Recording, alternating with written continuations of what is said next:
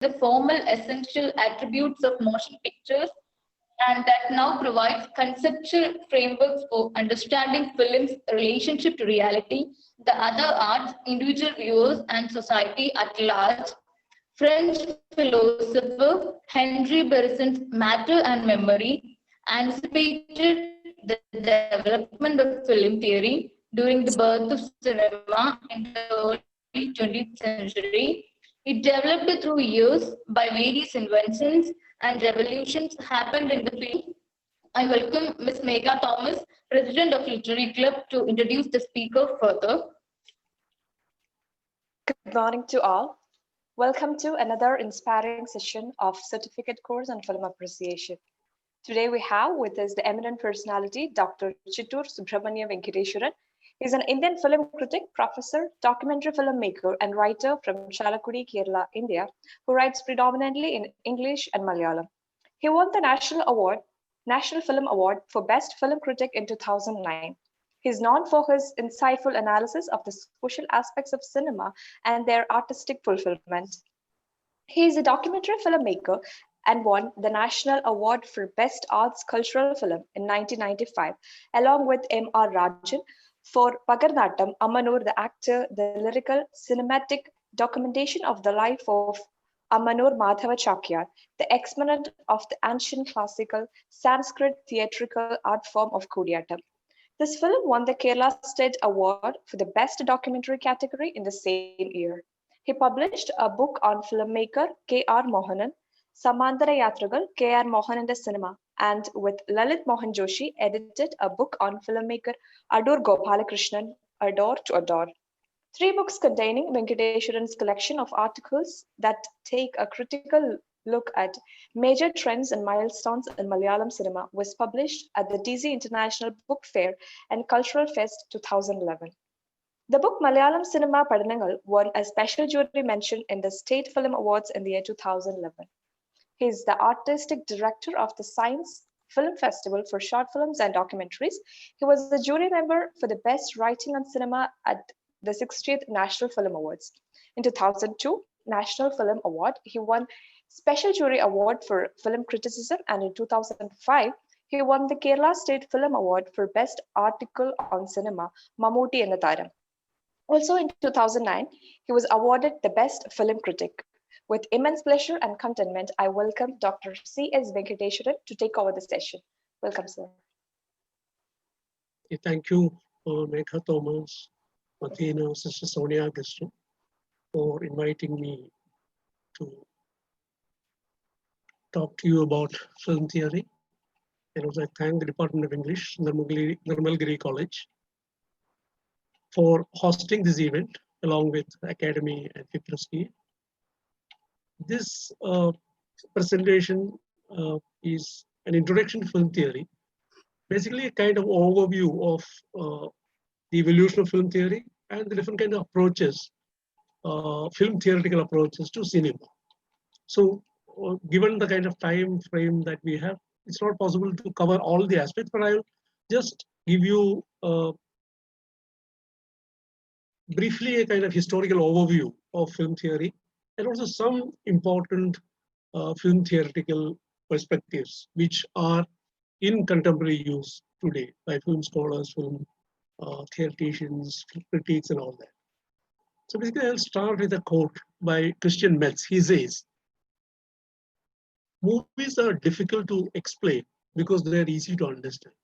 I think this is one of the basic questions which any theoretician confronts, because it's so easy to understand. What is there to explain? What is there to theorize about cinema? Because it is so transparent, so evident, and doesn't need any kind of initiation or to understand it. So what is there to explain? What is there to theorize? This is a question which maybe film theoreticians have been trying to grapple with. So again, writings about film actually range from basically you have film reviews, you have film criticism, then you have film studies as a huge academic discipline, then you have film theory, film philosophy, or filmosophy. So it ranges from instant reviews of cinema to very hardcore theorizing about cinema as a medium, art form, industry, and all that. So I think film theory, I think we'll have to actually delineate from these as a separate kind of discipline, which is actually not about individual films, but films in general, in a sense. It helps maybe through film theories, one can understand, appreciate, analyze films more deeply and in a more nuanced manner. That may be what is film theory is trying to do, like looking at films from different perspectives and helping us to experience and understand and analyze, put the films in perspective, in broader perspectives. So, for instance, some scholars like Dudley Andrew, he calls it the cinematic capability of human beings. Like he says that just like human beings appreciate, just like he calls it divine experiences and epiphanic kind of experiences of literature, theater, other kinds of arts, and religious experiences. He equates cinema with that, the cinematic capability. A human nature called cinematic capability is expanded, explored, and elaborated upon by film theory. So it's film theory, he actually works on cinematic capability of human beings. Film theory is maybe in one way film theory endures. It has been there from right from the beginning of cinema. Like for instance, from the end of 19th century, the last decade of 19th century, there has been right from the beginning of photography actually. Theories about imaging practices about photography has been there. So I think one thing about what makes film theory so vibrant and still every country a kind of a knowledge domain that has a lot of give and take with other fields of knowledge is that maybe because movies constitute a very enigmatic kind of domain where everyone is attracted to it, whether it be philosophers or scholars or thinkers or writers or whoever, everyone is attracted by film. So it makes us think. So thinking theory comes out of thinking. So maybe the one basic thing about film theory is a simple reason for its endurance could be the fact that movies make us think. From the beginning, as I said, there have been constant attempts to understand the nature of cinema as an art form. So a lot of questions were asked about cinema. Because cinema as we know it began, as we know it, the way in which we understand it now, what we call cinema, is supposed to have been inaugurated by Lumiere brothers in 1895 December in Paris. And it was after that it actually became a kind of craze. The magic of cinema, was travel across the world. It reached all continents within a decade. It went to all kinds of countries, and it triggered a global circulation of images. But still, cinema was not seen as art. It is considered a kind of mass entertainment art, a vulgar art, a low art, compared to other elite art forms like opera or literature, like that. For instance, in a context like India, it could be like Kathakali or Kudiyattam, just elite forms of art, literature, which needs literacy to understand it, and other elite classic art forms, which need certain kinds of initiation to its language, its formats, its stories, and all that. Whereas cinema was something that immediately appealed to the masses. So it was always called deliberated, seen by society as a mass art, as a vulgar art, as an entertainment art. So the theory came much later because nobody took it very seriously. Because people thought it was a kind of fad, a fascination that will pass. Even the early inventors of cinema, like Edison and Lumiere, said it has no future actually. Once the kind of initial fascination for this magic art form is over, I think they thought that it will become a kind of, a passing fad. Maybe Edison thought it would help to actually record events. It could be a good historical record. It could be used for scientific experiments. That is what he said. But nobody thought it would become a kind of global art form that will, capture the imagination of all the people across the world. So there is something the magic of cinema was something that nobody expected. So theory of cinema actually began, theoretical approaches to cinema, theoretical thinking about cinema actually began as a kind of attempt to understand what is cinema. What is it that is peculiar, specific to cinematic art? Is it an art form at all? So it asked a lot of questions like, is cinema an independent art, an autonomous independent art form, or is it actually an assemblage of art? Is a kind of combination, a confluence, a convergence of different art forms. Like you have painting in cinema, you have literature, you have theater, you have architecture, all kinds of art forms converge in cinema. So is it a kind of assemblage, a convergence of different art forms, or is it an independent art form in itself? That is the kind of question that was asked. Again, if so, if it is an independent art form, what are its basic elements? What constitutes the cinematic, the cinema? So, and again, what is cinema's relationship to reality? That is a kind of sustaining kind of argument about relationship between cinema and reality. Is it actually capturing, documenting reality, or is it actually recreating or representing reality? So what is the relationship with reality, with the object world? Is it a mere record, or is it a kind of art form that transforms and recreates the raw material called reality? Again, the questions about how does cinematic images, cinema produce meaning? How does it become meaningful? How does it convey, produce meanings? Does cinematic meaning rest in the images, or does it happen in the minds of the viewers? Where does it actually, happen? Is it in the images themselves through certain kinds of symbolisms, or certain kinds of associations with other things, or does it happen in the minds of the viewer, or is it inherent to itself? Again, another question was: is cinema a language, like other kinds of languages that are linguistic, uh, uh, practices? Is cinema a kind of language which can have a grammar of its own? It can have a syntax of its own. It can have a dictionary of, uh, uh, usages or words or whatever, images of its own. So is it a language? Can you call cinema a language? So the whole attempt to answer these questions, theory drew from various sources. It drew from technology, it drew from industry, politics, sociology, philosophy, psychology, feminism, gender studies, cultural studies, post-structuralism, colonialism, all kinds of things. So actually the attempt was to look at and evaluate the history, the aesthetics, and narratives of cinema from different angles and viewpoints. Film theory has always developed in association with, taking inputs from. There is a kind of give and take between film theory and other theoretical explorations, like in philosophy, psychology, sociology, or politics, etc. So how do you actually approach film theory? There are different ways in which you can approach film theory, because it's a kind of amorphous, very wide kind of, an area where a lot of things are happening, a lot of things have happened at different moments in time, from different places, from different viewpoints, by different theoreticians. So how do you actually approach it? What are the different ways in which you can actually systematically approach film theory?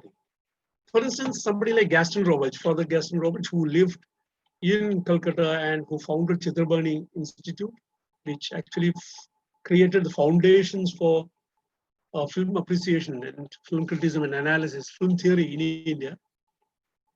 He died a few months back, actually, Gaston Roberts. His books are very, very important books, which places the so-called Eurocentric film theories in the Indian context. A lot of studies on Satyajit Ray and all that. So he's a very important film theoretician. He says film theory, if you look at the whole gamut of film theoretical approaches, he says they focus either on film, author, or milieu. That's what he says. Like either film in the sense, the first approach, the film approach actually, focuses on films, individual films, their internal structures, narrative structures, considering the film text as an organic whole. You look at the film as a text, then look at how it is organized, how the narrative is structured, what are the different kinds of elements at work within the narrative, etc. So taking film as a center of the study, or the focus of the study. The second approach is the author. It looks at not at individual films, but looks at the author for his or her signature in the whole body of work. This actually, there's a very prevalent theory called auteur theory, which we'll come to mention later, which actually looked at the body of work of certain filmmakers, like for instance, somebody like Orson Welles or Alfred Hitchcock. And then they have made several kinds of films about different subjects, adapting different kinds of literary works of different genres.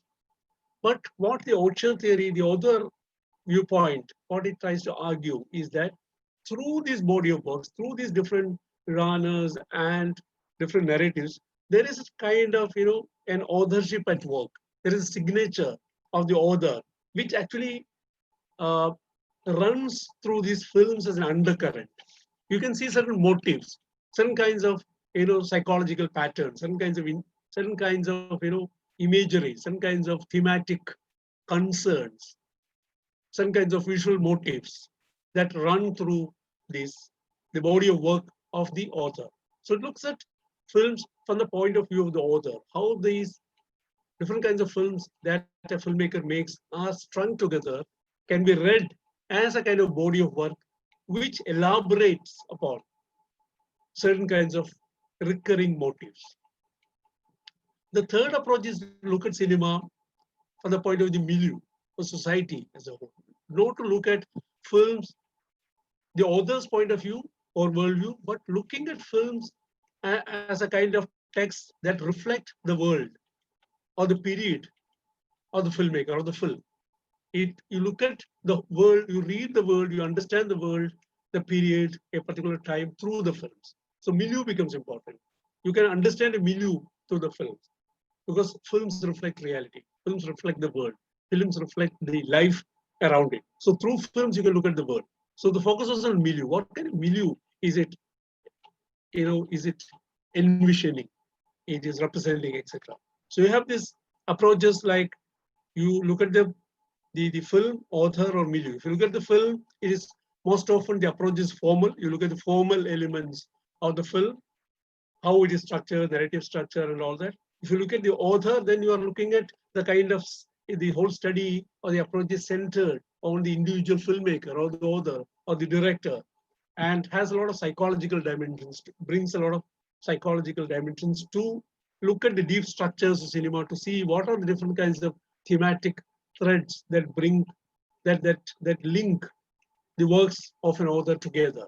If you look at the milieu approach, it is more like a sociological kind of approach. You look at films from a sociological point of view, trying to look at the interface between film text and the social world it represents, or it reflects, or it makes its raw material.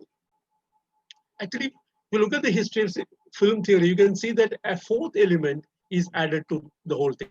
Like especially since the 80s, you have the new, apart from film author and milieu, you have the spectator or audience as another aspect that is added to film theory. You are looking at from the perspective of the viewer, how the audience reacted, how does the audience make sense of cinema, how does it affect the audience. So audience are no longer considered as passive consumers, but as very active participants of film viewing, where they produce meaning, they engage with cinema in different ways. They are not just passively accepting film narratives, but they are actively engaging with it. They either reject it, they adapt certain things, they make some counter readings of cinema. Sometimes these films vibe with their ideological preoccupations, their biases. Sometimes it comes into conflict with that.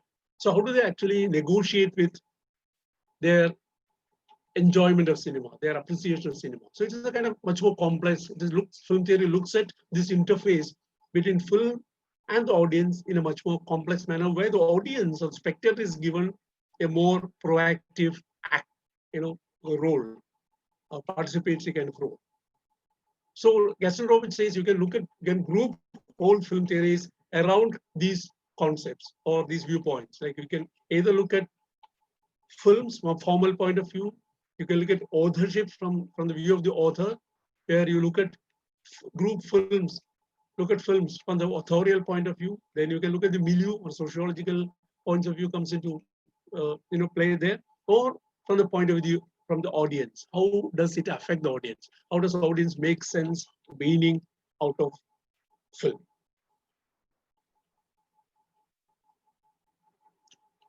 Another film theorist like Dudley Andrew, in his one of his major books, which everyone should read, film interested in film, major film theories.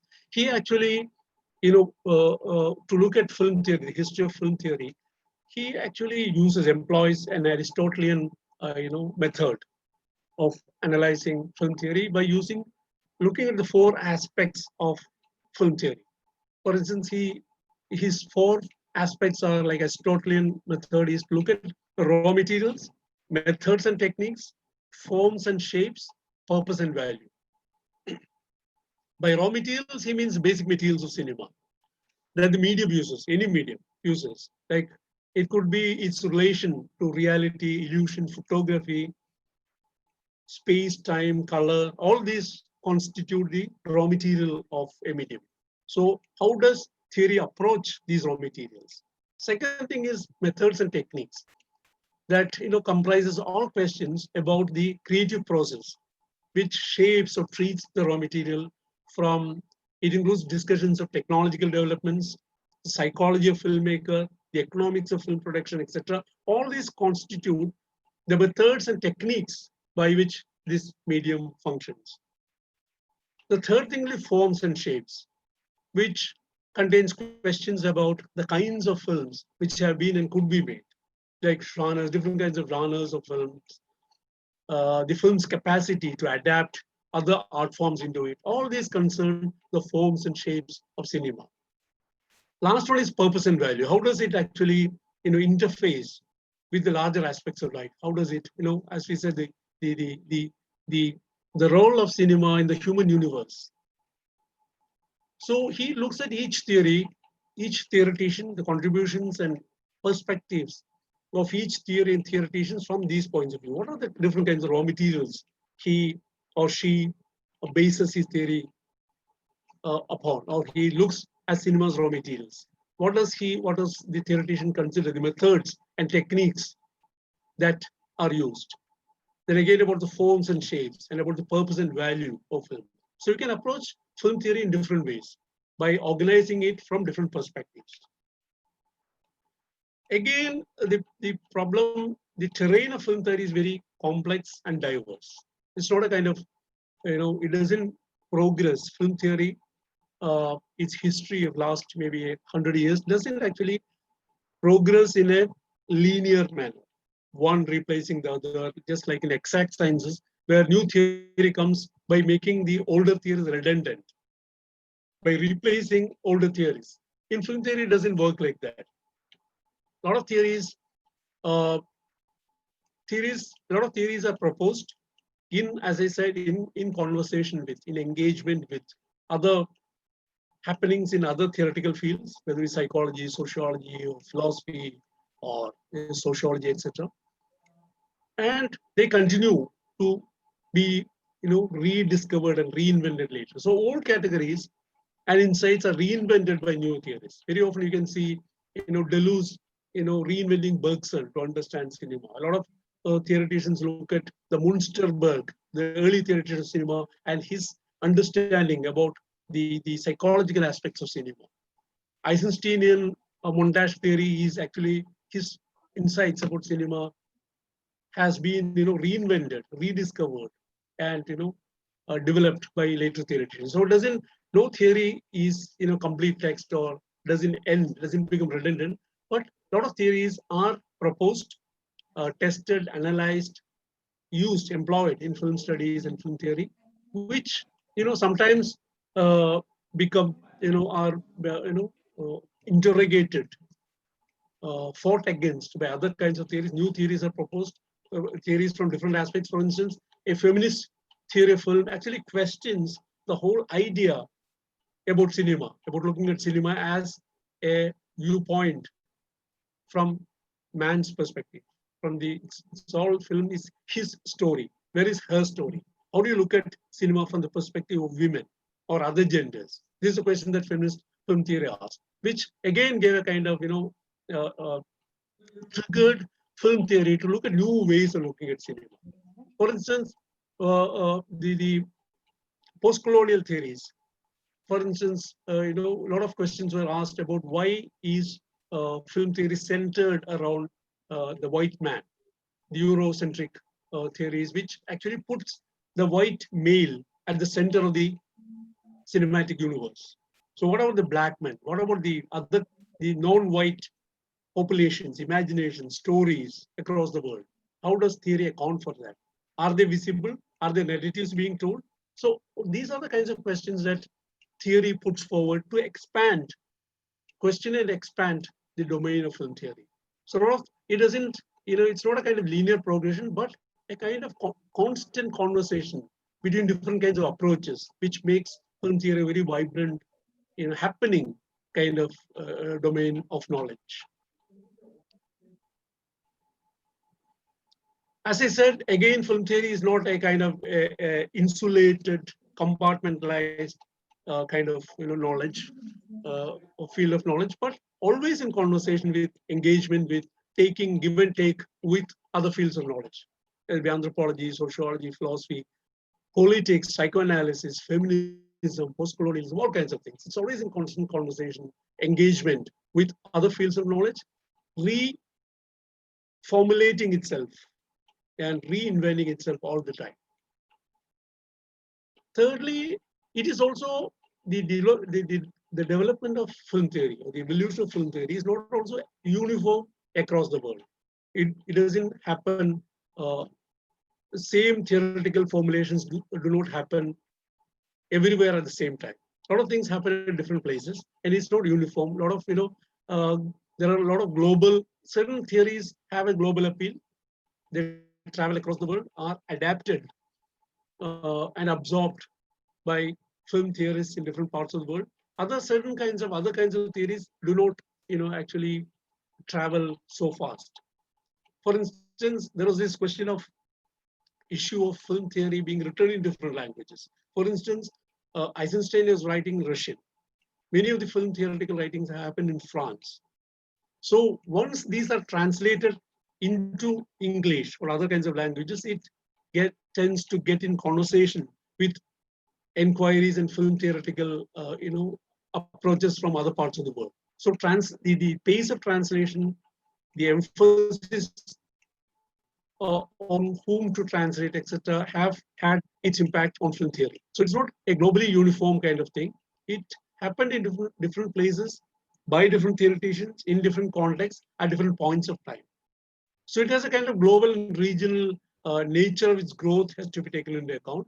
It's both its globality and locality of film theories. For instance, like you can say cinema develops, cinema, as we said, even by the first decade of its, after its invention, cinema reached all the continents, all the regions in the world. Cinema also triggered a global circulation of images because whatever you can, the contraption, the machine which was used to project was also the machine with which you can use as camera. So wherever it went to project, it also took images, which triggered a kind of global circulation of images, which also is the reason why cinema is always global. Its theories are also have a kind of global appeal. So cinema, wherever it went, has a global history, but cinema also has local history because wherever it went, it didn't, follow the same pattern as it followed in America or England or France or Germany, which are the major countries of film production at that time. But it actually engaged with local traditions, local storytelling, performative traditions, local visual imagination, and had a local history of its own. It is not uniform across the world. When cinema came to India, it became Indian cinema. Within India, it became Malayalam cinema and Telugu cinema and Marathi cinema and Kannada cinema, following different kinds of trajectories, taking up different kinds of storytelling methods and telling different kinds of stories in different parts of the world. So film theory also has this kind of global dimension to it, as well as local conversations and arguments and propositions, theoretical propositions happening. So to look at it both in its globality and also its localities, regionalities or nationalities, which is also a kind of vibrant trigger to cinematic thinking and theorizing about it.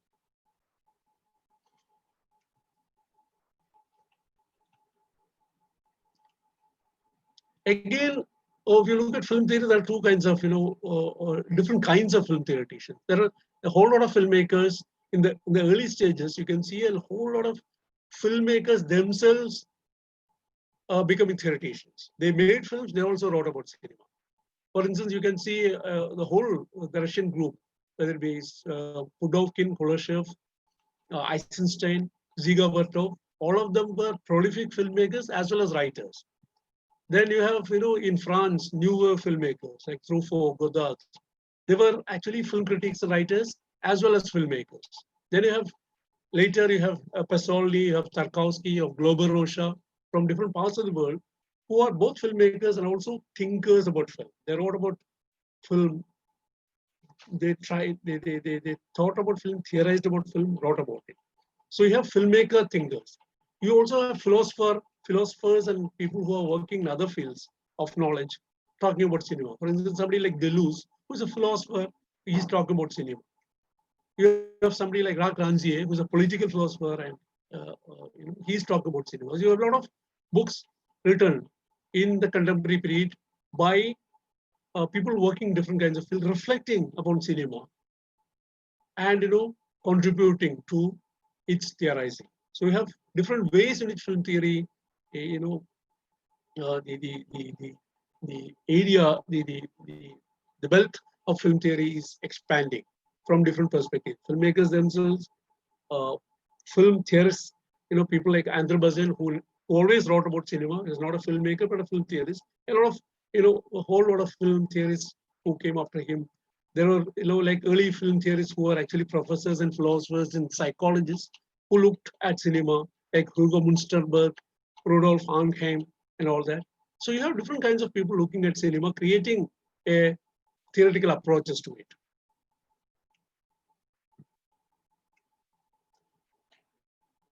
So you have to look at film theory as a multilingual, multicultural, multi-theoretical field, which constantly is under transformation, is changing in relation to engagements with other knowledge domains and to technological developments. For instance, the shift from analog to digital gave a huge kind of challenge to film theorists till then. The whole experience of watching films, the whole process of imagining about cinema, of making cinema, of distributing and sharing cinema, appreciating cinema underwent radical change with the shift from analog to digital. So film theory itself, had to, recalibrate itself, to rethink, to understand the digital mode of film viewing and film appreciation and film experience itself underwent change. So film theory actually tried to understand the digital aspect of cinema, the digital dimensions of cinema, or dimensions of film experience that the digital technology opened up. So all these developments happening in other domains of knowledge as well as technology is impacting upon film theory. If you look back at the history of film theory, you can say its history. The beginning, the film, which was invented in the end of 19th century, and its first 2 decades, you can see coincides with the expansion of colonialism. You can see people say that from 1884 to 1914, the 3 decades actually are crucial to the expansion of colonialism, which actually expanded its control over Earth's surface from 67 to 84% during this 30 years. The whole, almost all of the world were under the colonial powers. And it is the very same decades in which cinema developed. So cinema also developed along with the colonial gaze upon its subjects.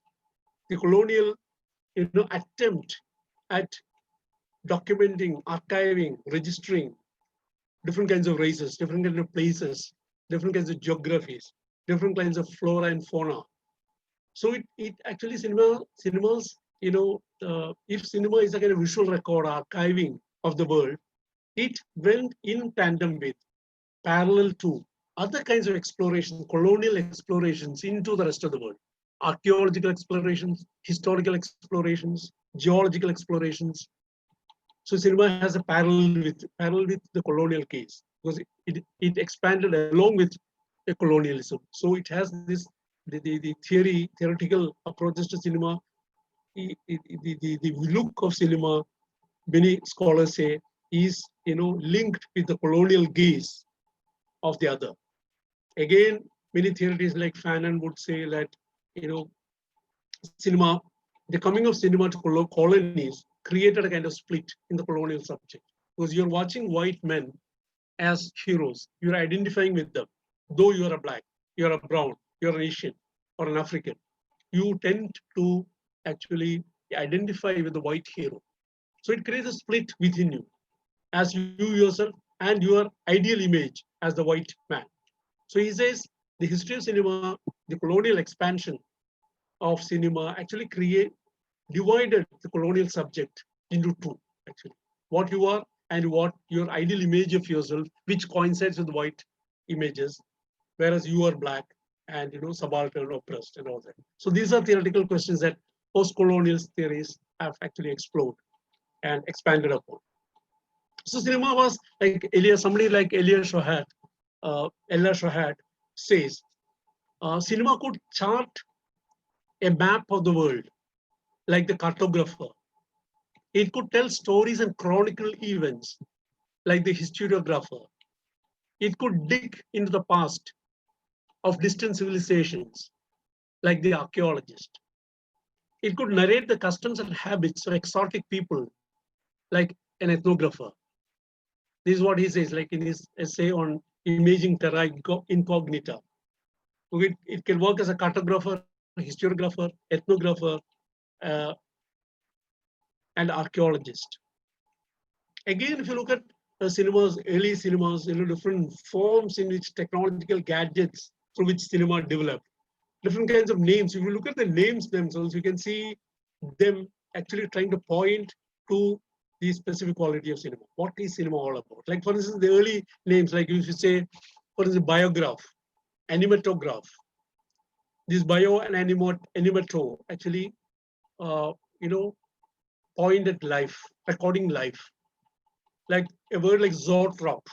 Zo means life, tropos means circulation. So it's a kind of chitra chakram, always looks at movement and the kind of illusion of movement created through images, still images. Zoetrop is circulation of life itself. Like vitascope, bioscope, again looking at life. Scope is looking. Vita and bio are life. Chronophotograph, to write time. Graph is writing. So you're writing time. Like Tarkovsky's cinema is sculpting in time. So this idea of writing with time and light is another aspect that forms part of the very gadget. Then you have kinetoscope to record, to record or see movement. Scenaroscope, again, a record of stories or scenes. Cinematograph, which is one of the latest names, kinetograph or cinematograph, is a record of movement. So you can see this kind of emphasis of movement, life, looking, writing, graph and scope. Graph, the word graph and scope recur. Graph means writing, scope means target, observe, looking. And in all these names which we mentioned, sound doesn't appear actually. So cinema was always considered as a visual medium, as a visual language in sorts. Though actually sound was there throughout. Sound in the form of orchestra, sound in the form of people who mouth the dialogues and all that, but sound never gets a mention in these early names of cinema, which was an endless fascination for movement of images, etc. So again, if you look at the first theoretician cinema, right from the first decades of 20th century, a lot of writings on cinema, looking at cinema as a separate art, as a compendium of arts, as the rise of the seventh art, as somebody like Canudo says in 1911. And Vache Lindsay writes a book in 1915, one of the earliest books on cinema, The Art of the Moving Picture, where he looks at the basic characteristics of cinema and the relation to other arts. Then he calls it moving sculpture, moving painting, and all that. Maybe Hugo Munsterberg, who was actually a philosopher and psychologist at Harvard, was one of the first theoreticians of cinema. His book, The Photoplay, a psychological study published in 1916, he looks at cinema as an art of subjectivity and studied the psychology of cinema. And he says it is our mind that gives life to cinema, gives movement to still images. They are actually a series of still images projected at a particular kind of speed, which creates an illusion of movement in our minds. It doesn't happen there, not in the images. It's actually still images, but the movement happens in us, which he calls a phi phenomenon. He calls PHI phenomenon, phi phenomenon, which he says is a kind of mental capability to create, to give movement to still images. So he says the photoplay tells us a human story by overcoming the forms of the outer world, namely space, time, and causality, and by adjusting the events to the forms of the inner world. So we have the forms of the outer world being adjusted to the forms of the inner world, namely attention, memory, imagination, and emotion. So time, space, and causality are transformed into a kind of inner language, into kind of inner forms like attention, memory, imagination, and emotion. These together create the cinematic subjectivity. Cinema called a medium, the magic, the art called cinema.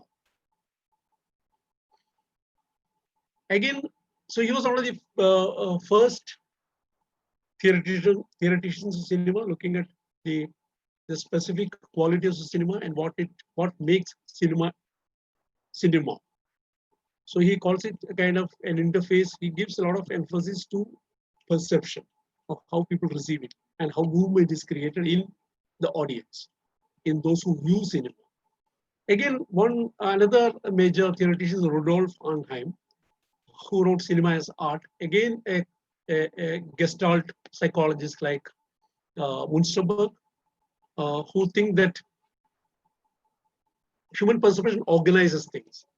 It is not just a mechanical record of the object reality, but it has, as we said, like through memory, through imagination, it combines, it gives meanings to what we see. So it's a kind of Gestalt kind of thing. It doesn't lie in the objects we see or the world we see, but it is a human capability to give form, shape, meaning to whatever we see. So Rudolf Arnheim said that every medium has different kinds of uses. Painting may have different kinds of uses. Sculpture, architecture may have different kinds of uses. But one of its specific or very profound use is that of aesthetic. Aesthetic is one of the many uses of a particular medium. So he says, what is it that is aesthetic about cinema? So he says everything returns to its essentials. So he says the poetry is not about what it says, but it is about the words. So poetry returns to words. So painting is not with what paints, what it shows, but it returns to color, tone, lines. Likewise, music is not the impression that it creates, but it's all about sound. So those are the basic aesthetic elements that define the medium. So according to him, it is the mental processes that cinema is all about mental processes. It triggers certain mental processes in human mind. Not the concrete images or presentations, but it is cinema's ability to reproduce the world. Not just reproducing the world, but it recreates a world in our minds. It's a kind of mental process at work, which continues Munsterberg's idea to define cinema as a kind of mental process. So he was actually talking about, so he says it is the limitations of cinema that creates its strength. It's not, it is not its ability to produce, reproduce, or copy reality. So he thought silent cinema was the climax, the maximum of cinematic medium. So he was talking about it doesn't have sound, it doesn't have color, but if you look at, he theorizes upon silent cinema to say that it actually, you know, embodies the aesthetic possibilities of cinema. It explores the aesthetic possibilities of cinema through its limitations. It's not by being able to copy reality as closely as possible, but through its limitations, through its breaks, through its differences, distinctions, ruptures with reality, and its difference, and its very material limitations and characteristics that cinema creates becomes an art. So basically, if you look at the early theoreticians, they were all trying to attempt, these theories were attempts to actually define the essence of cinema. What is cinema? That is what they're trying to say, differentiating it from other art forms, trying to see what are its basic elements, what are the different kinds of characteristics that define cinema as an art. So that is what they were trying to do. So they were trying to explore cinema's relation to reality and its ability to represent and recreate reality in new ways. So you can see that this kind of approach to cinema from different perspectives. Especially from the beginning, there are these two schools. For instance, people say, well, there is this a school of filmmaking, which thinks that the basic characteristic of cinema is its ability to reproduce reality. How close it can be to reality. Its ability, its mechanical reproduction of reality is its basic strength. You can call them the realist school. Griffith, Edwin Porter, all of them belong to that tradition, where they want to, create an image of reality which is as close to reality as possible. You can capture the reality, its movements, its objects, human figures, etc., as closely, as close as to reality. So it's reproduction of reality, its fidelity to reality that they thought was characteristic of cinema, essential to cinema. Then there was the other stream of filmmakers like George Méliès, who thought that there is no point in actually, using a camera to copy reality, to reproduce reality. He said, what makes camera or cinema interesting is that it can create another reality. It can, manipulate, order, create new orders of space and time, can manipulate space and time, and create new spatial and temporal imaginations. It doesn't have to follow the rules of nature. It can make things disappear. It can transform one thing into another. It can do all kinds of magical things with the reality, using reality. So it says its ability is to explore its magical potential, to create another order of reality, where you can work with, manipulate space and time to create a new order of the world, a new reality itself can be made. So he made a lot of films like Trip to the Moon and all that, which are actually scientific, sci-fi kind of imagination, which defies all physical laws. Things disappear, turn into something else. Man go to moon, land there, meet with these extraterrestrial beings. All these magical things is possible because of cinema. So we have to explore these potentials of cinema rather than passively copying reality or the objective world. So these two schools were there in filmmaking itself, which actually is also a question which film theoreticians explored as a kind of question of cinema's relation to reality. What is it doing with reality? Is reality a raw material? Is it just reflecting reality? Is it representing, recreating, reimagining reality? So these are the questions that film theoreticians have been exploring, asking from the beginning.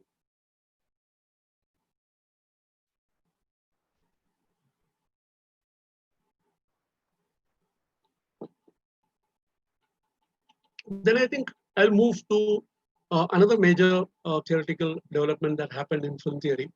That is in the 1920s. In Russia, where you can call it the Russian moment, just after the post-revolutionary, post-Russian revolution period. There was a huge resurgence in all art forms, and basically state-funded many of the arts. State created studio. The first film school was established in Russia under the leadership of Kuleshov. In theater, literature, in all fields of art, state made a huge intervention, investing, investing resources to create institutions, to develop artists, and all that. So actually, all these filmmakers like Kuleshov, Pudovkin, Eisenstein, all of them were part of this, state-sponsored institutions and art creations. And a lot of things were happening in other fields also, like in theater, like in poetry. There was Mayakovsky. In theater, a lot of new theater experiments were happening. So film forms part of it, and a lot of experiments were happening in cinema. And Kuleshov was one of the filmmakers, theoreticians, who actually conceptualized the idea of montage. He said shot is the basic element of cinema. It is a shot that, the combination of shots that makes cinema. And he created a lot of experiments whereby, which is called the Kuleshov experiments, which you can watch on YouTube and all that, where you put together different kinds of images to create, a meaning. For instance, when a shot is joined to another shot, the meaning of the shot changes. So what he's trying to say is that the meaning of the shot, the kind of impression or meaning that you get out of the shot doesn't rest or lie in the shot, but rather in its relation to other shots. So he put the image of a feast, a laid out feast on a table, and the image of a man, expression on a man's face. Then people said the expression of the man's face is one of waiting for a feast. He's expecting a feast. Then he actually changed the shot of the feast with that of a miserable child, then showed it to people. Then people said, this expression is one of sympathy, pity for the child. So what he was trying to prove was that the impression that you get, the kind of what you feel, the meaning you derive out of an image doesn't lie there, but in its relationship to other images. What follows, what comes before that will affect the image. So the meaning of the image changes in relation to the shots preceding and succeeding it. So shot is a basic element, and meaning is created by linking them together in a particular manner to create certain kinds of affects, certain kinds of emotions in you. So there is his point, and Lev Kuleshov experiment has been, one of the most important experiments in cinema. But Pudovkin also took that forward to say that actually shots, by linking together, creates a kind of narrative. So he compared linking of shots to putting of bricks together. How do you create a house? A house is created, a structure is created by putting bricks in a particular order to create rooms at a house. So likewise, he says you put shots together to create a narrative world. Each shot doesn't have any meaning.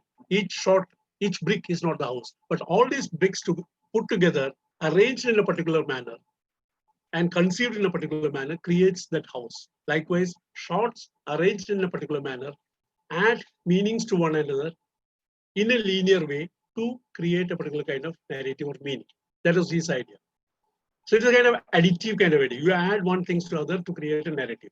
So one shot follows the other to add to the meaning, to create a structure of shots, a combination of shots, which creates a wholesome meaning. Sergei Eisenstein, who comes after them, or he's a contemporary, actually took this forward in a radical manner. He said it is not just putting shots together, but it actually, montage is all about bringing shots into conflict with each other, in collision with each other. They don't actually mechanically add one to the other, but the content of a shot, what is in the shot. It could be light, it could be tone, it could be emotion, it could be human images, it could be any whatever. Whatever is there in the shot comes into conflict or collision with other shots to create a third meaning. The meaning doesn't lie in the shots, as he agrees with Pudovkin and Kuleshov. But he says meaning is created not out of combination, one following the other, but in collision with each other, in conflict with each other. They negate the earlier shot, or they come in conflict with the earlier shot to create a third meaning. Which is, to put it very simply, we all know that. Actually, if you look at on any kind of television program, documentaries, and all that, you can see this at work. You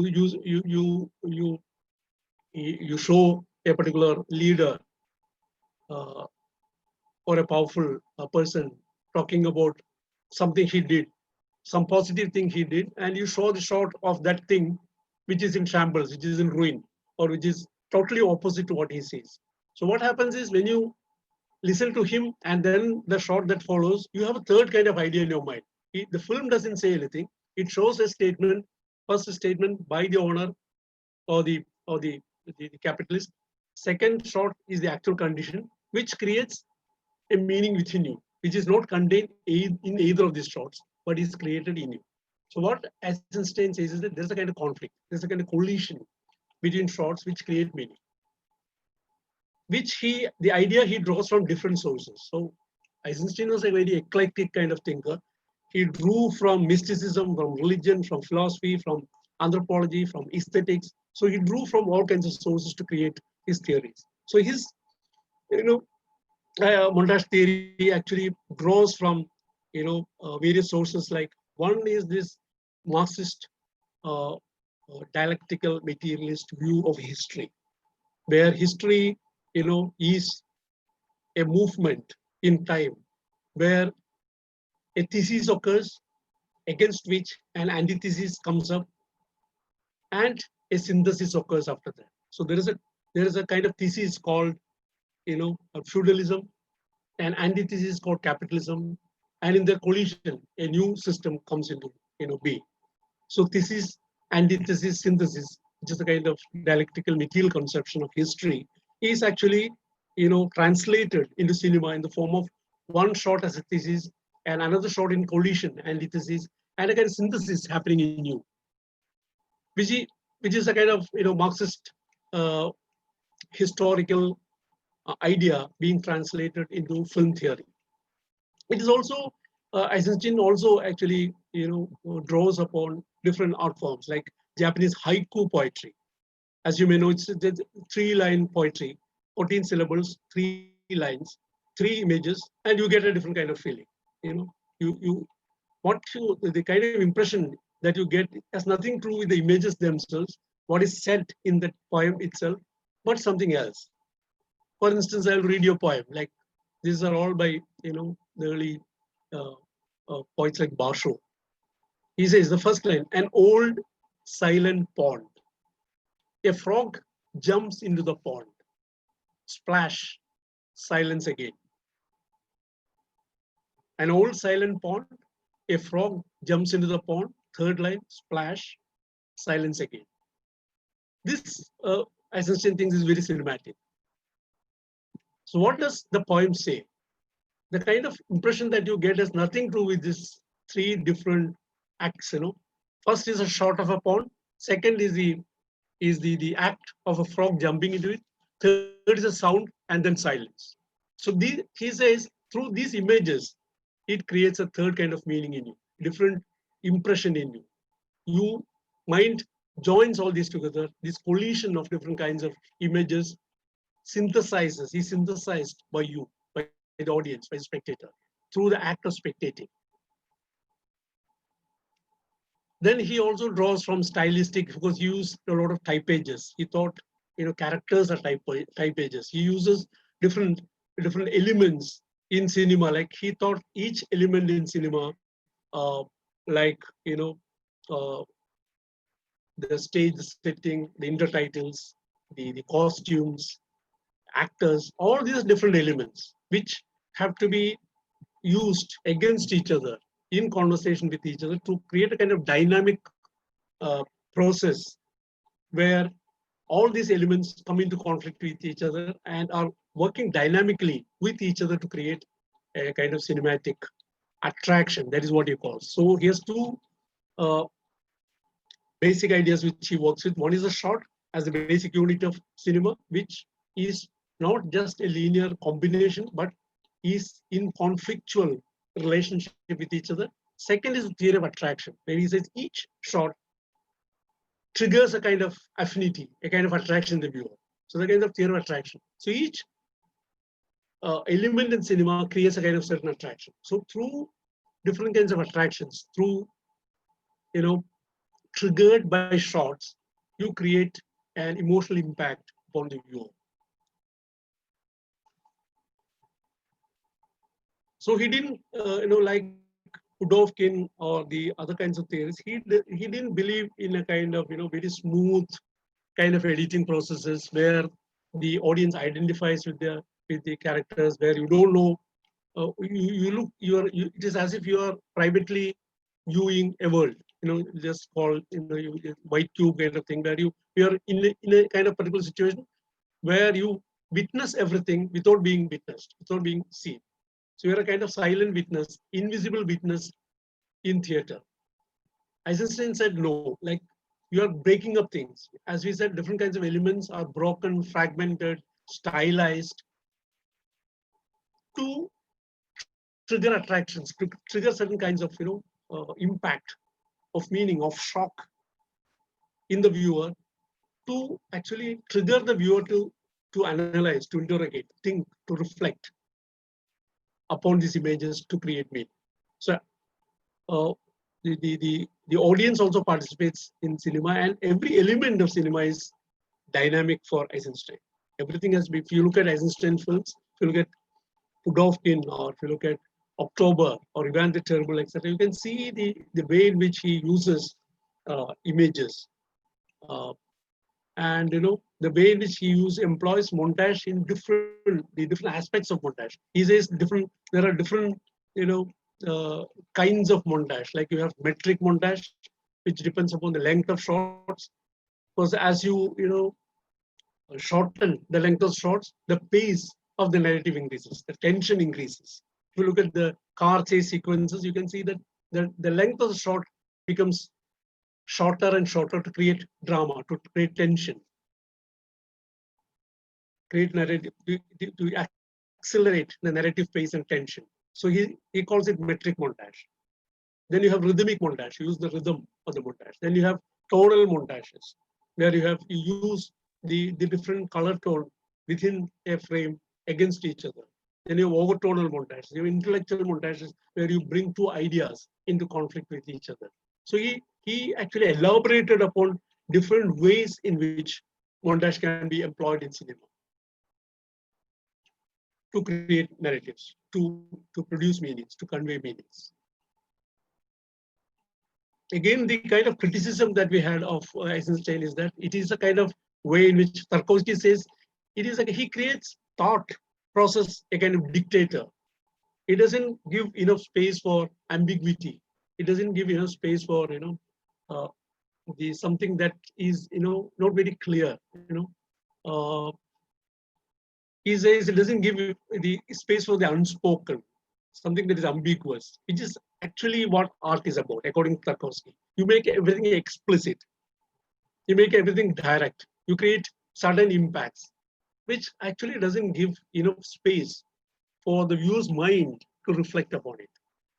Again, as many have criticized Eisenstein for his montage theories, which were actually used not by revolutionary forces, but by advertisements. You can see advertisements using montage very effectively to compress time, to create certain impressions, to create some shock effects and all that. So actually, the Eisenstein revolutionary ideas of montage was actually employed and used very effectively by the capitalists through advertisements. So all these were actually criticisms against montage. I'll just, I think we are running out of time. I'll just talk about Andre Bazin and stop for the moment. Another major, theoretical turnaround that happens, theoretical contribution that happens, is from Andre Bazin, who is a very, prolific writer. He wrote thousands of articles. He lived only for 40 years. He died at the age of 40. He was the theoretician of neorealism. He lived in France. He wrote for Cahiers du Cinema. He was, a mentor and guru to almost all the newer filmmakers like Godard, Truffaut, Romer, and all that. And a lot of films, for instance, many of them considered Bazin as their spiritual father. For instance, Truffaut's first film, 400 Blows, a very landmark film in the history of cinema, he dedicates it to Bazin. So most of them actually considered Bazin as their mentor, who theorized, who reflected upon cinema. He brought a new way of looking at film, of experiencing cinema, of elaborating upon film experience. And he has written many books on, some important books are on Jean Renoir, Orson Welles, and Charlie Chaplin.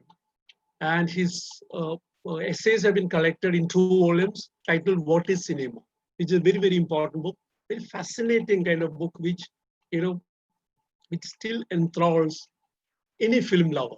The way in which he looks at images, the way in which he follows a narrative, the way in which he describes film styles itself is very, very fascinating and has actually influenced whole generations of film theorists and film writers. So his basic idea is about the ontological status of the image, the ontology of the image. He says the photographic image is the object itself. The photographic image is the object itself. The object freed from the conditions of time and space that govern it. The photography allows the object to free itself from the conditions of space and time that govern it. No matter how fuzzy, distorted, or discolored, no matter how lacking in documentary value the image may be, it shares by virtue of the very process of its becoming. Becoming in the sense it's an interface between camera and object. The being of the model of which it is a reproduction. It is the model. It is the object itself because there is no human intervention. It is camera that captures that image. So it contains reality. It contains the essence of reality. So for him, photography is transparent. It captures the world without human intervention. So what is most sacred, important, significant for Bazin is its ability to capture reality, to relate to reality, to reflect upon reality and the world. So for him, cinema's ultimate aim is reality. And cinema he considers, like he thought art is one of the attempts of man to actually mimic reality, to reproduce reality, record reality, like painting. All these arts were trying to actually reproduce what people saw, what people heard, the image of a man I saw, the image of an animal we encountered. The art is a kind of attempt to actually reproduce as closely as possible my experiences, my visions, what I saw, what I felt, what I heard. So he says cinema is a kind of ultimate mummification. Mummy is an Egyptian attempt to extend the life of a mortal being into the other world, beyond death. So he says cinema is actually a kind of rebellion against mortality, against death, because it captures reality or human figures as it is, and it remains even after their death, even after the destruction, it remains. So it is a kind of ultimate mummification. It rebels, transcends mortality, and is able to capture reality in true essence. So what he says is that, so cinematic image has to be respectful to the integrity of reality. It shouldn't break it up. It should respect the time and space of reality, of the object world. In order to express the essential and concrete truth of reality, you have to respect it. You have to follow the pace of reality. You have to follow reality in its own terms, not create, not impose different kinds of time scales or spatial coordinates upon it, like Eisenstein did. You break up space, you break up time to create a montage. Bazin was deadly against that. He thought that you should let reality speak. You just look at reality, reflect upon it, and reality will reveal itself.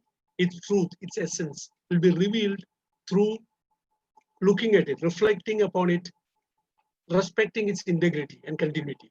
And he says all that the filmmaker or the camera has to do it is to create angles, compositions, and movements that can recapture this integrity of reality, that can reflect and respect the integrity of reality, so that the cinema should let reality reveal itself. It's a kind of epiphanic kind of look at things where you put the camera in front of it, and reality will reveal itself, reveal its essence to you, rather than break it up, force it, reconfigure it, manipulate it to say something.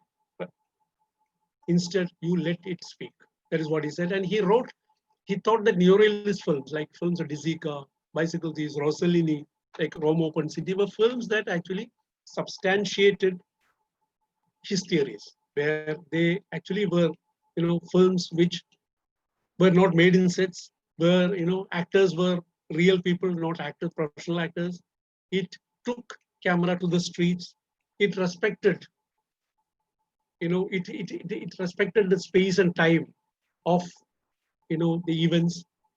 It had, it used deep focus to bring into focus, to use creatively the foreground, midground, and background of a particular shot, where the whole reality, all its grounds, all its depth of field is revealed, captured, and conveyed through a particular mode of filmmaking, which is true to reality. That is what Bazin celebrated and emphasized upon. So many people think that, as a criticism, people thought that Bazin was actually a historical. He thought that truth, reality, truth, essence of reality is present in itself. And he didn't realize the kind of mediation that is at work in any kind of, photographic intervention. So these are the kind of, criticisms that came later. In the later periods, actually, you had a lot of, theoretical interventions happening in form of, as I said, as we go back to, Gus and Raubach's, classification of film theory approaches from the point of view of film, author, milieu, and audience or spectator. You can see a lot of films, a lot of theoretical explorations into the narrative styles of film.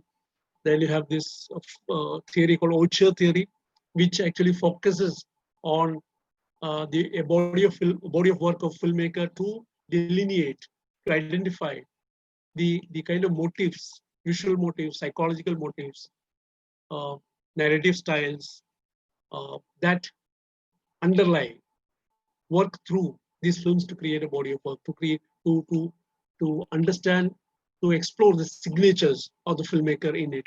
Then another major break comes with this apparatus theory by Sean Baudry, who says that which actually draws from ideas in Marxist critique like Althusser, who looks at the relationship between the subject and the world as ideological, where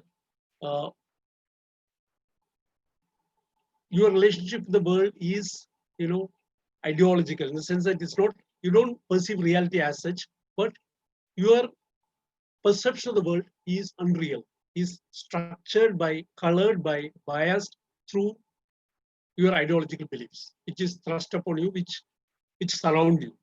So again, theoreticians like psychoanalysts, like Jacques Lacan, and the mirror stage, where he says that a child at the age of 6 to 18 months actually has a kind of mirror phase in its life, mirror stage in its life, where it sees its image in the mirror for the first time, when it identifies its body in a mirror, which is a whole. You can see the whole of the body there. Whereas its own experience of the body is scattered. It is certain kinds of, hunger or, pain or thirst or whatever. It's a kind of a chaotic experience of the body that it has of itself is put against the image in the mirror, which is complete in itself. And in a certain sense, ideal. You look at the image and you understand that it is you, which is whole, complete in itself. Whereas what you feel of yourself is totally chaotic, unorganized. So he says cinema is exactly this. So taking these two ideas of ideology, which relates to one's, he defines it as a kind of, uh, imaginary relationship with the real world.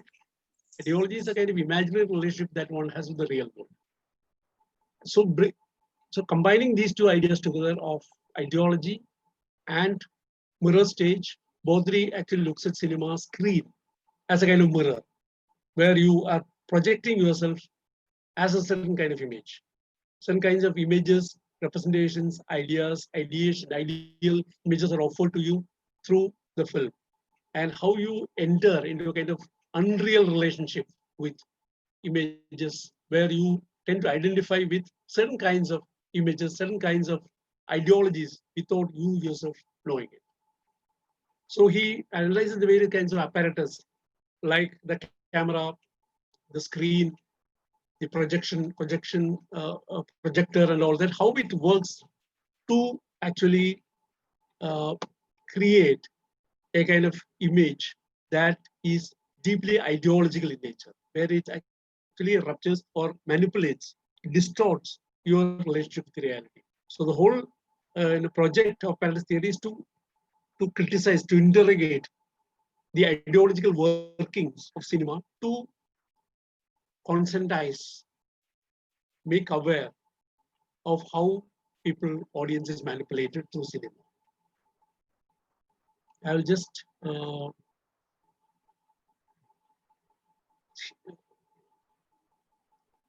shall I stop here? I think it's getting too long.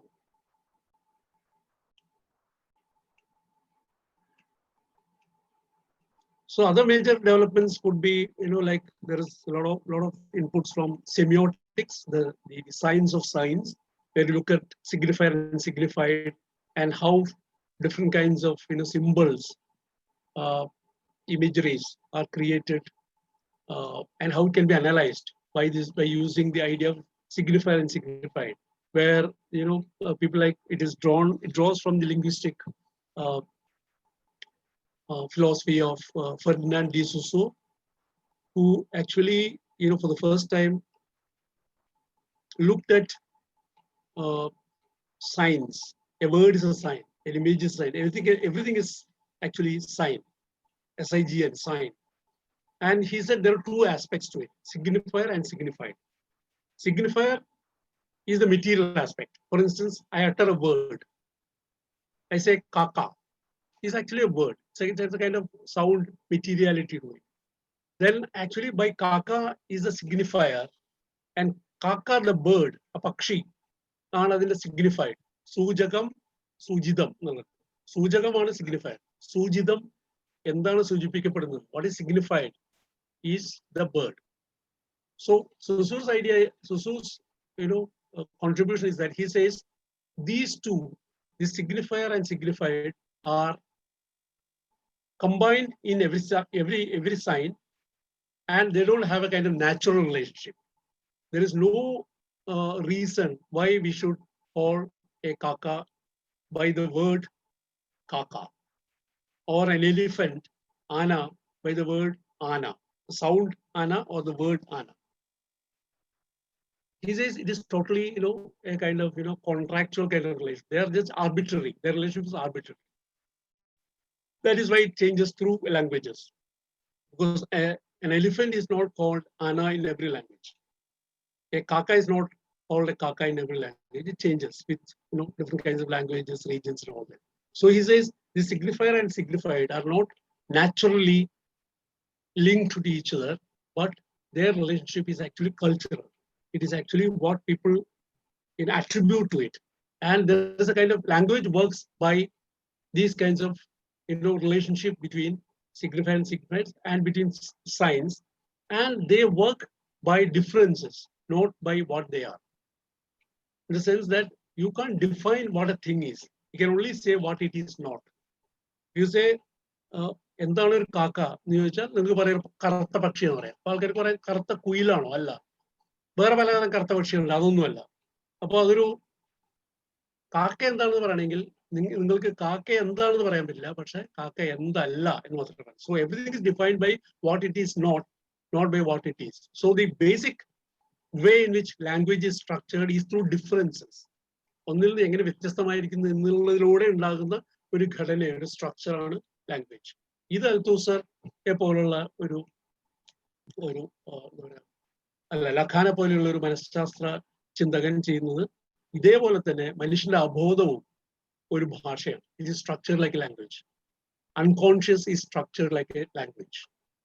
ഈ രീതിയിലുള്ള പലതരം ഡിഫറൻസസിലൂടെ പരസ്പര ബന്ധിതമായ ഒന്നാണ് നമ്മൾ അബോധത്തെ മനസ്സിലാക്കേണ്ടത്. ഇതാണ് ബോദ്രി വലിയ രീതിയിൽ അദ്ദേഹം ഫിലിം തിയറിയിൽ ഉപയോഗിക്കുന്നതും വികസിപ്പിക്കുന്നതും. ഇതിന്റെ തുടർച്ചയായിരിക്കും പക്ഷേ നമുക്ക് ഫെമിനിസ്റ്റ് ഫിലിം തിയറി അല്ലെങ്കിൽ പലതരം ഫിലിം തിയറീസ് പിന്നീട് വന്നത് പല വീക്ഷണകോണുകളിൽ നിന്നുകൊണ്ട്. Looking at the whole when feminism became a huge social movement in Europe.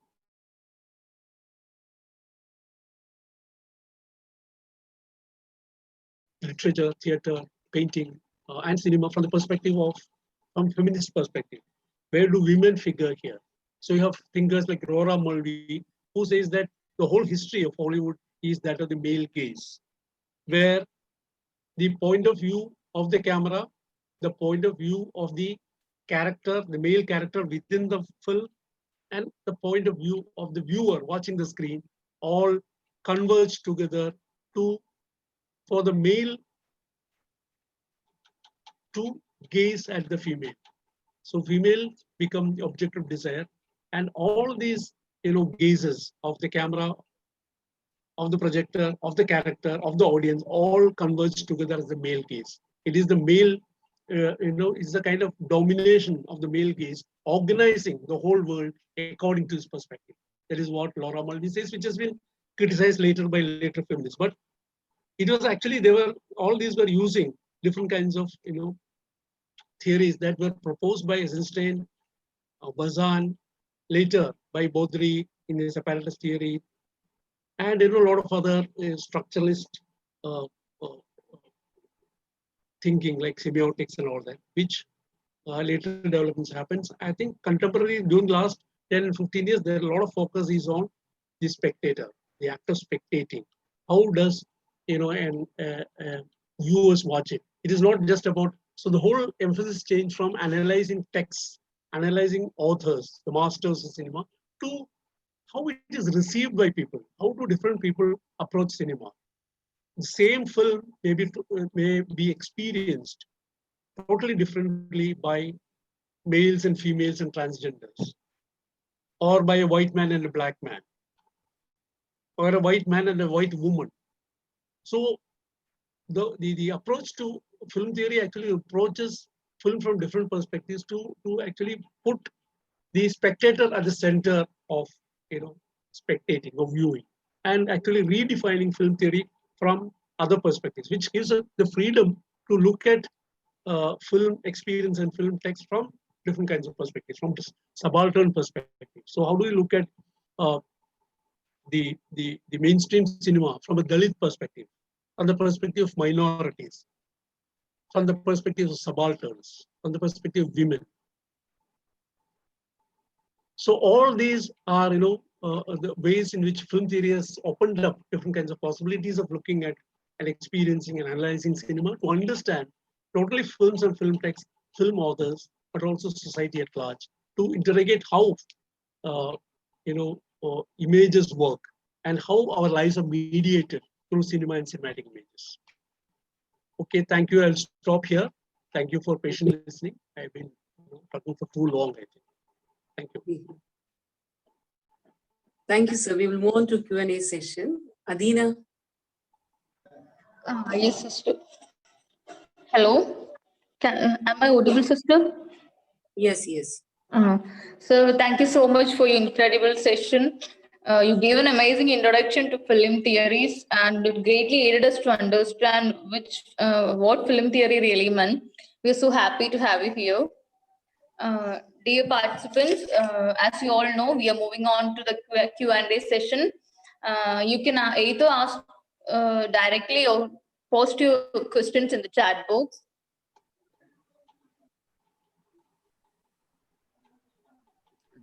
Before we begin, our next session is on 28th November. Cinema, the topic is cinema, a cultural and political reading, and the session is handled by Mr. V.K. Joseph, sir. So anybody like to ask any questions? You're free to ask, please.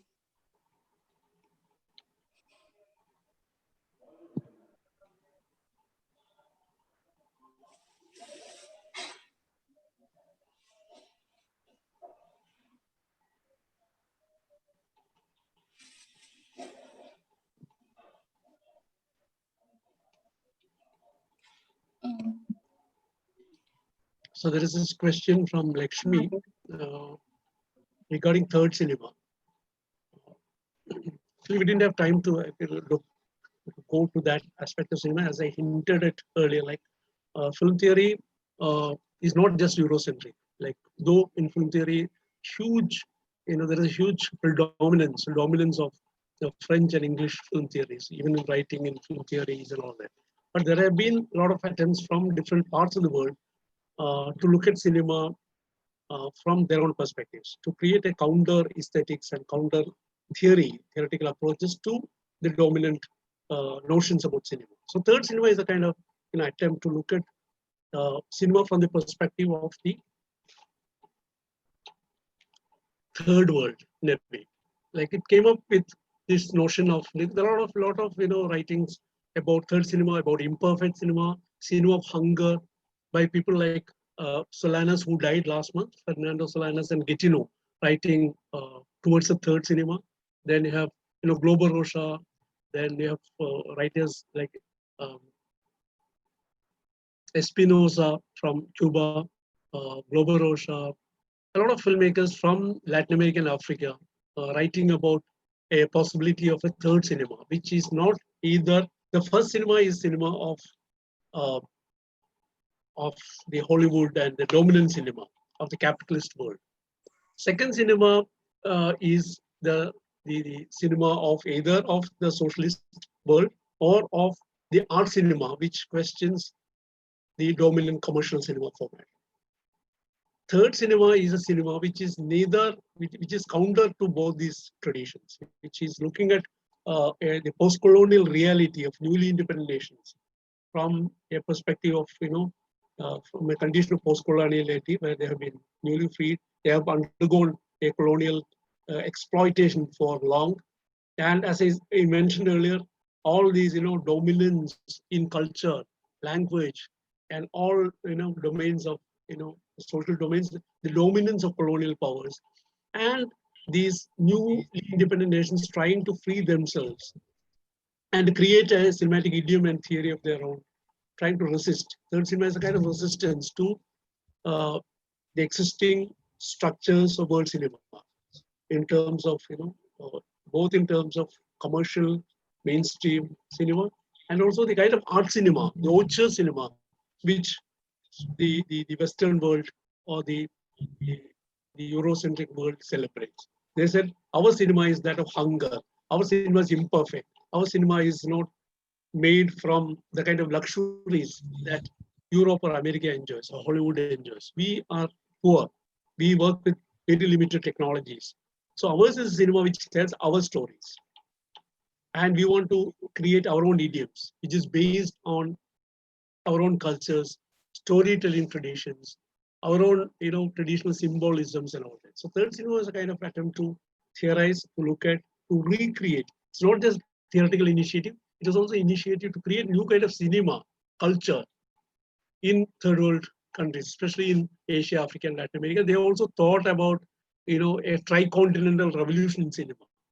And also you also have to look at it in relation to the Bandung Conference in 1955, where representatives of the third world got together to proclaim their sovereignty, and their dedication to commitment to creating, to be sovereign, not to be dominated, to be free, to protect human rights, to ensure cultural freedom and all that. So third cinema was a kind of expression in that regard, but which actually didn't became fizzled out in the later decades. Actually, it was very active in the right from the 60s to the 80s, but after globalization, post 90s, it was not actually, it did not become a kind of global alternative to the first and second cinemas. So the next question is from Mr. Appu Jacob John.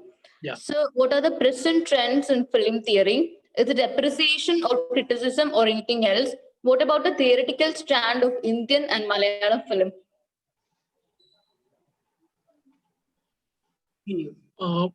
Present trends, I was trying to indicate different kinds of approaches using new theoretical models and insights, and also trying to bring the act of spectation, the audience in the center of the analysis, where audience becomes an active participant in the whole process, not just a passive consumer of images who is manipulated by images, but who is actively reading the Raymond Williams idea called reading against the grain. He also makes subverts the use of images by critically reading it, by adapting it, by hybridizing it, and all that. So these are some of the ways in which film theory is putting the audience into the center of the analysis rather than film texts or authors, or just drawing sociological insights from the films, but looking at the active role, active dynamics of spectation. So a lot of studies about gendered views of cinema, different kinds of genders, how do they experience cinema. Second, a lot of studies about how different races, how does races, narratives work, and how are different people from different cultures and races looking at cinema and actively engaging with it. And another thing is like theoretical and stand of Indian and Malayalam cinema. There is one major lack in film theory today is, as I indicated earlier, the centrality or dominance of European, basically French writing, and also writings in English.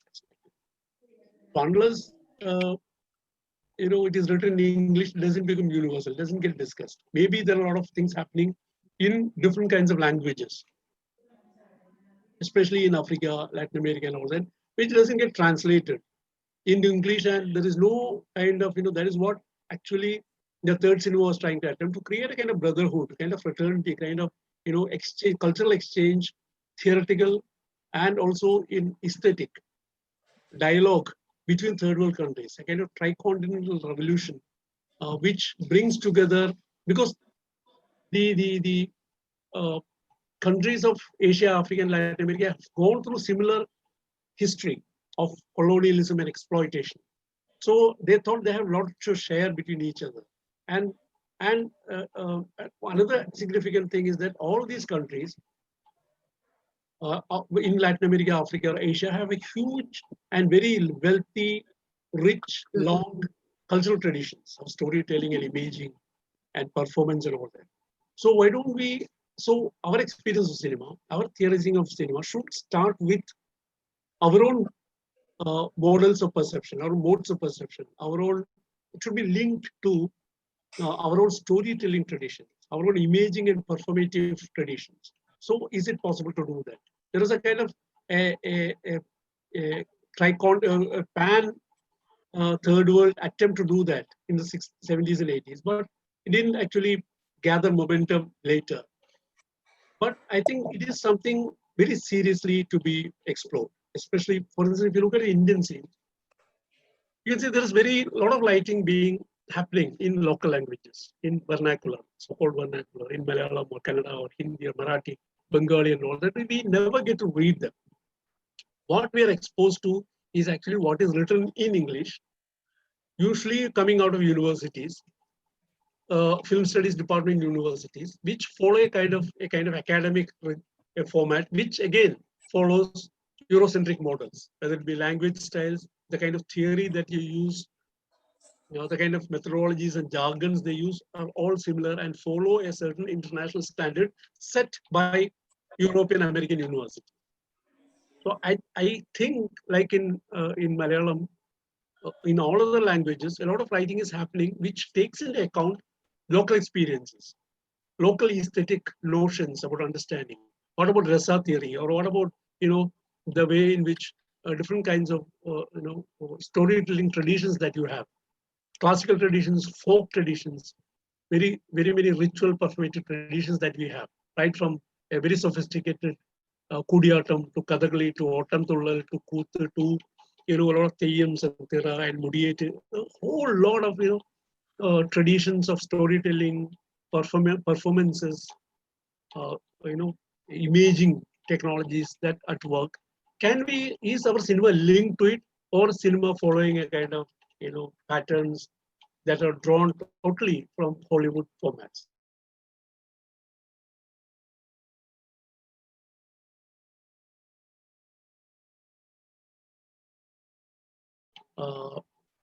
Look at cinema. For instance, a lot of studies on, for instance, on films like in the black and white period, films of Falke, films of Tukaram, where the whole idea of looking at an image is different or Indian in a sense, and different from that of the West. And a lot of people like Geeta Kapoor uses the idea of darshana to explain certain ways in which Indian cinema image certain iconic presences. For instance, this idea of Keshadipada Vartana, where you praise a deity, pray before deity by describing the deity from head to foot and foot to head. So a lot of images of superstars, the movement of camera from foot to upwards is a kind of idea that comes from our certain kinds of religious traditions of darshana. So some attempts have been made to actually link film theory, or bring film theory into dialogue with local traditions and local aesthetic practices and notes, which is still at a very infant stage. I think we have to take it forward. I think it is a task of young scholars to actually actively indigenize civil theory.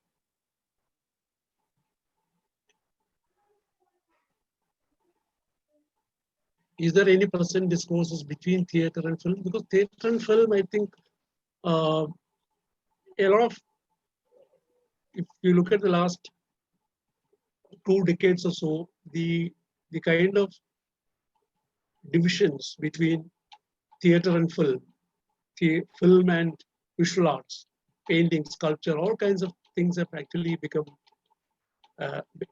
redundant or become erased.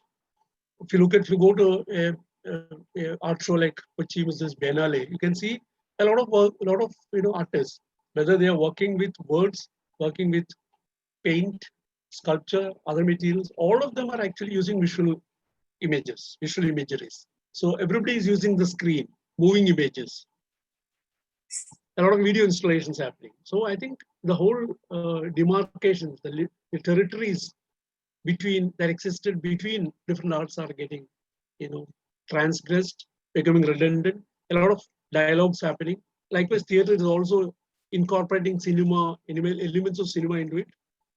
Not just back screen images, but cinema becoming the screen and projected images, moving images becoming part of theater.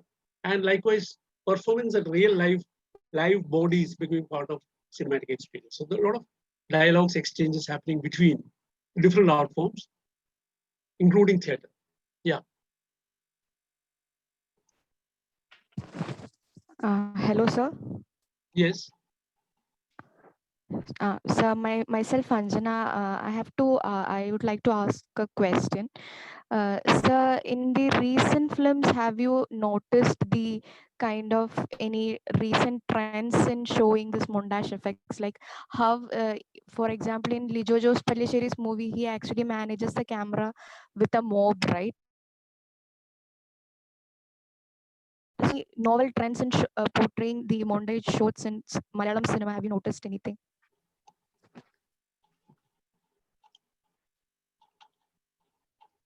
I don't think it is just about techniques. I think it also has to do with the kind of changes that have happened in Malayalam cinema during the last 20 years. There's a kind of shift. There's a kind of shift in terms of the use of the kind of stories they're telling, the kind of milieu within which these stories are told, the way in which actors are employed, and also the way in which camera and editing practices are devised to suit the new kinds of storytelling, the new stories that they're trying to tell.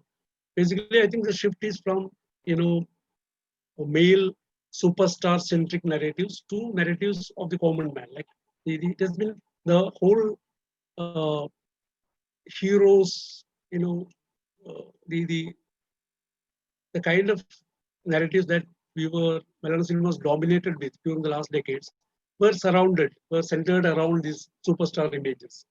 And everything else, whether it be camera movements, editing, uh, compositions, the placement of characters within the frame, everything was decided according to the superstars' centrality. They have to put at the center. They have to be, uh, they have to be the center of everything. So you work your narrative, your other characters, your situations, your story, everything around them. That is a kind of trap that Malayalam cinema was in.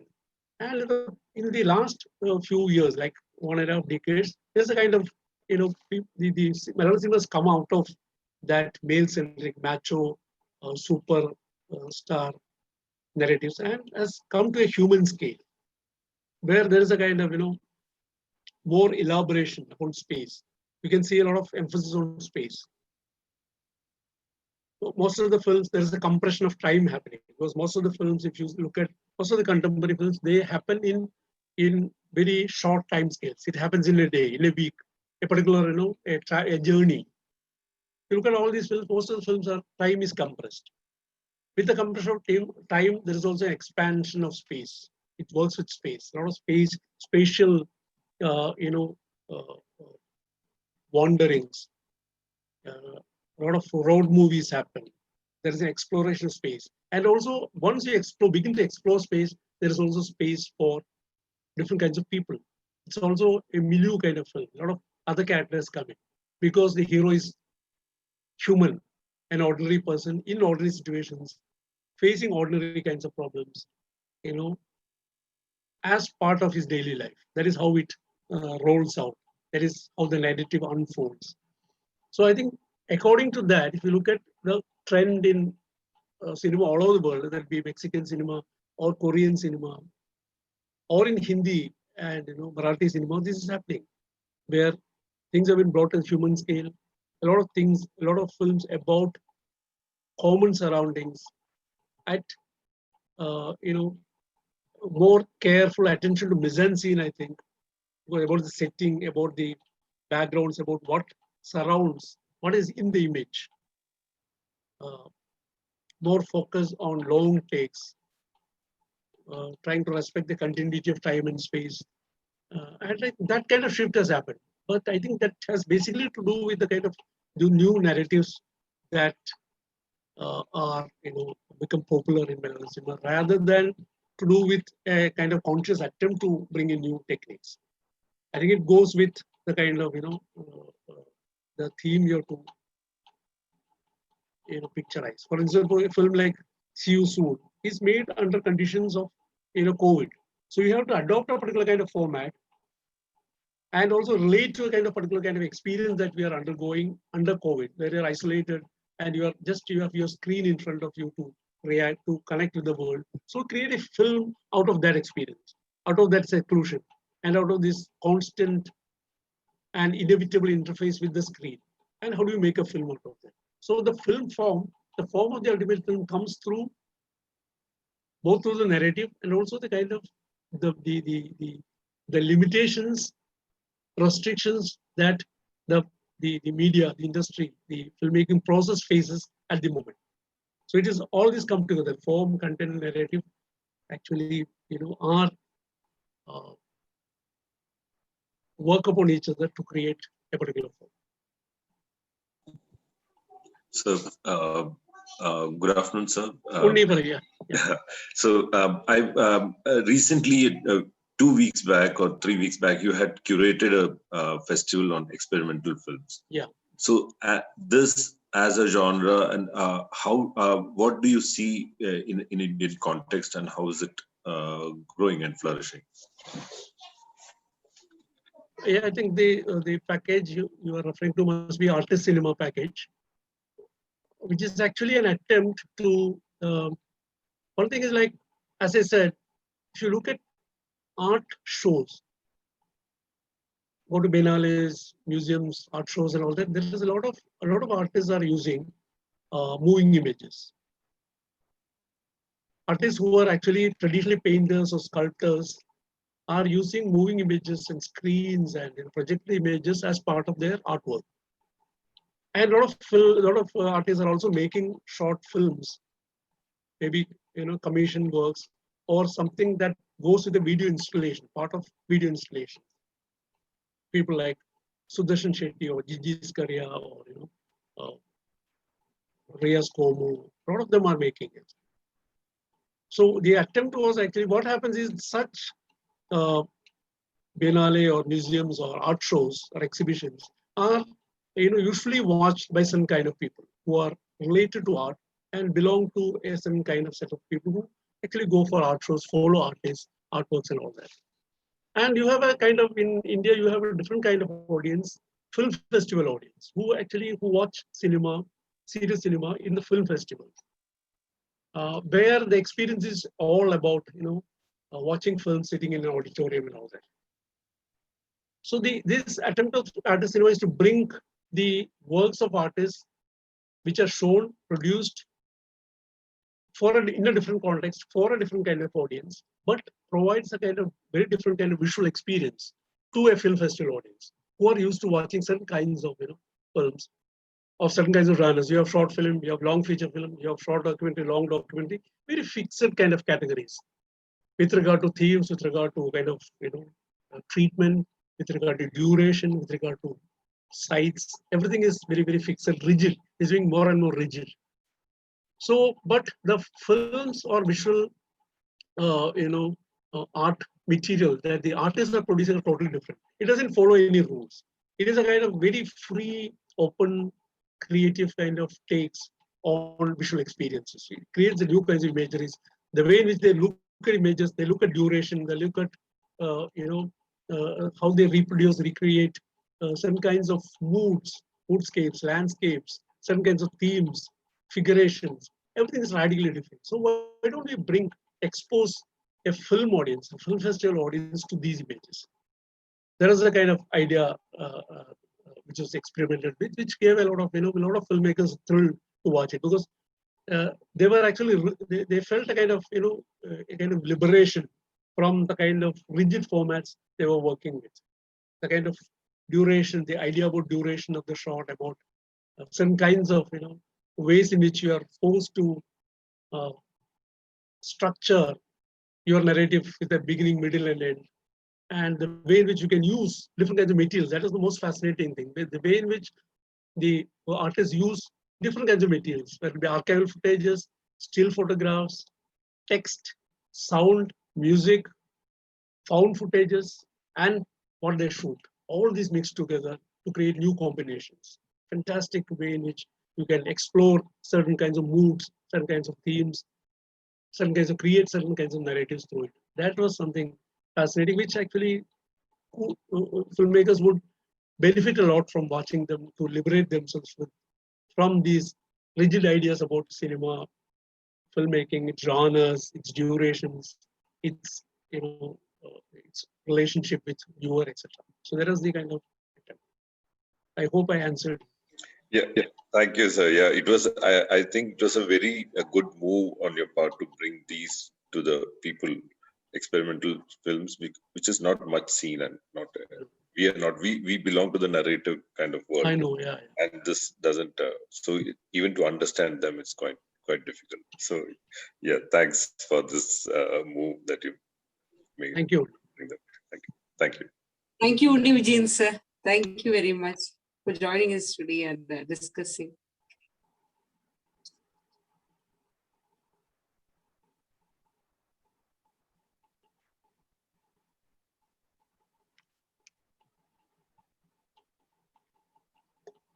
Any questions? Shall we wind up if there are no questions?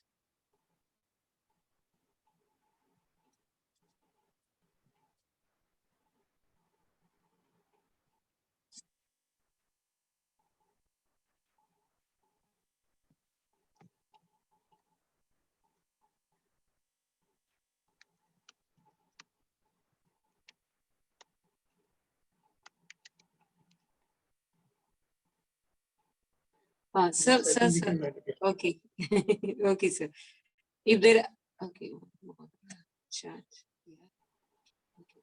Just thank you. Just okay, sir. Ashada, can you propose vote of thanks?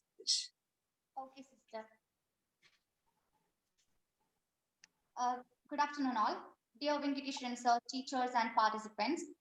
Most of the movies are working like information card. And for them, information is just the theory. For me, a lot of things are information. I try to involve to the movies, the time, the space, and a lot of other things, which is a part of life, but not connecting directly to the storytelling.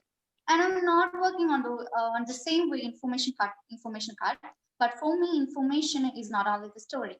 These are the words of famous Hungarian director Bela Tar. So, well, I'm sure that today's section helped us a lot in understanding more about film theories.